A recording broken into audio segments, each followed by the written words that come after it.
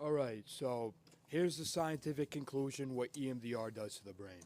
So, EMDR is a PTSD therapy. Now, within EMDR, how this is how it helps. So, a damaged brain with PTSD functions strictly off of the temporal lobe, and inside of your temporal lobe, there's the hippocampus and the amygdala, and that's where your memory is stored. Now, the temporal lobe is also responsible for the five senses, right? So, with that being said, um, if you're having traumatic memories, you essentially have stimuli in the temporal lobe due to negative energy. What stimuli means is simply just extra energy, just it's negative energy.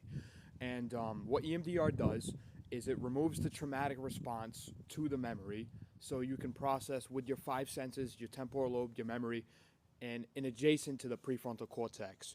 So what that does is allow you to process the memory in reality and uh, have no traumatic response to the memory itself. So the memory doesn't disappear.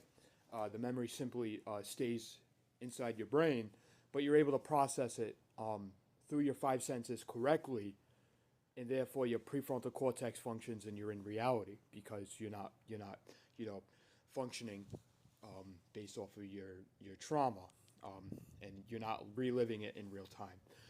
So that's the conclusion what EMDR does to the brain.